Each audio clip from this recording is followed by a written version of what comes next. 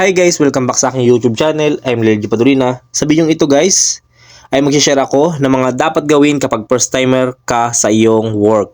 Ayan. Pero bago ang lahat ng yan, ay shoutout muna sa ating mga solid na supporters, sa aking mga silent viewers. Ayan, shoutout po sa inyo.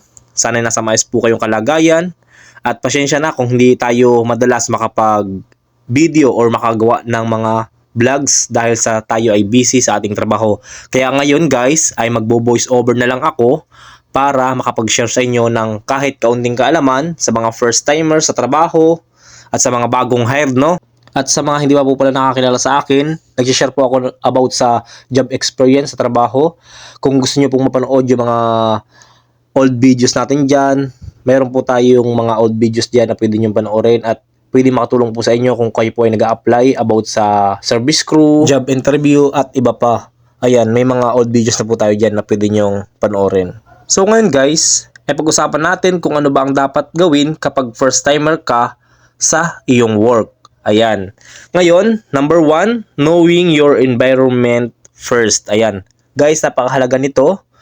Alamin mo ang environment ng iyong trabaho. Ayan, yung paligid, mag-observe ka, tingnan mo yung environmental, no? Kasi baka mamaya yung pagtatrabahuhan mo is delikado. Kasi mas maganda talaga guys kung ikaw ay safe. Ayan, mahalaga yung ikaw ay may alam.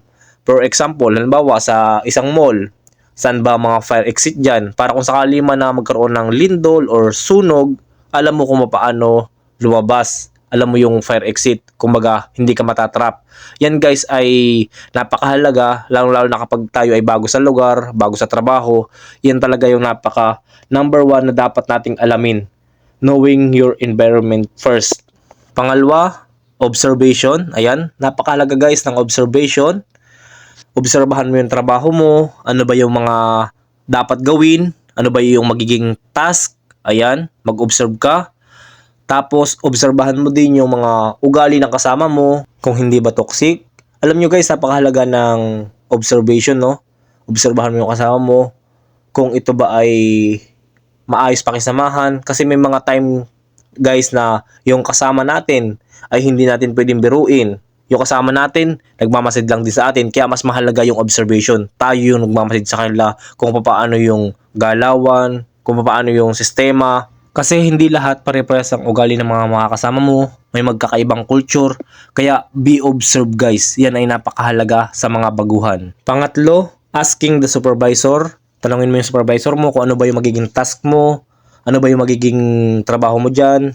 Sa loob ng store, ikaw ba ay taga punas ng table, taga basing, taga pryman, or taga-refill ng juice or taga-gawa ng juice. Maraming task na pwede mong gawin sa loob. Kaya magtanong ka, baka kasi mamaya niyan, ikaw ay kung ano-anong pinagagawa, lahat ng trabaho ay yung ginawa na, ikaw rin yung mapapagod. Kaya tanongin mo sa supervisor mo kung ano ba yung magiging task mo. Ayan. Kung ikaw naman nasa Jollibee, ayan, tanongin mo, ikaw ba ay fryman? Or kung ikaw ay ma-assign sa backup pantry, kung ikaw ay sa soda station. So, tanungin mo guys kung ano magiging mong task, no? Kasi yan ay napakahalaga. Number 4, take note or teaching your superior.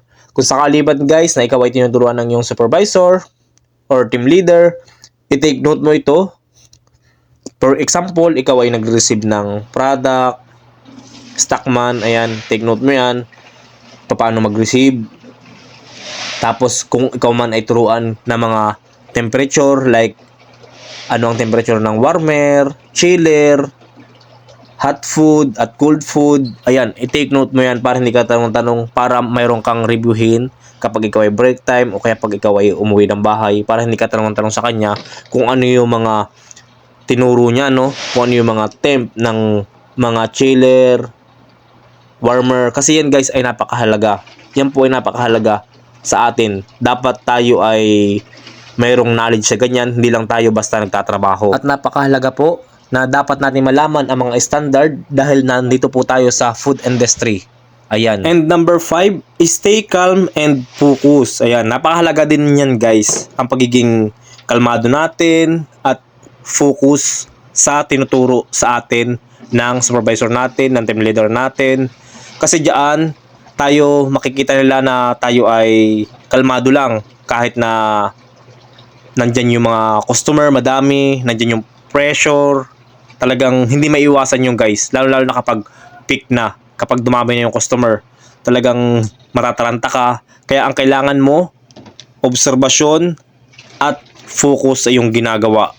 Manatili kang kalmado para yung flow ng ginagawa mo ay maging madali at hindi ka natataranta. Kasi yung iba guys, kapag dumami na yung customer, ayan, hindi na alam ang gagawin, natataranta na, hindi na alam kung anong uunahin. Kaya maging stay calm sa iyong ginagawa and focus lang. Huwag kang madidistract, huwag kang magkakaroon ng tinatawag na panic. Ayan, huwag kang magpapanik kapag dumami yung customer kasi magiging malaking epekto yan sa trabaho mo. Kaya stay calm and focus lang. Sa trabaho, sa totoo lang, hindi naman pagalingan dyan. Ang kailangan dyan, patatagan. Kung paano mo i-handle yung pressure, yung hirap. Kasi sa totoo lang, wala naman talaga madaling trabaho. At ang trabaho talaga ay nakaka-burnout kapag kinuha mo lahat. Kapag ginawa mo lahat, kumbaga parang ikaw na yung bida sa inyong store. Gawin mo lang yung part ng trabaho mo, maging mabuti kang empleyado, at sumunod ka sa mga rules nila, no? So yun, hanggang dito lang muna yung vlog natin, no? At sana sa video na ito ay meron kayong napulot na aral at meron kayong natutunan.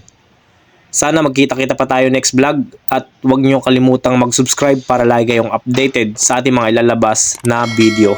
Thank you for watching guys and God bless sa inyong lahat.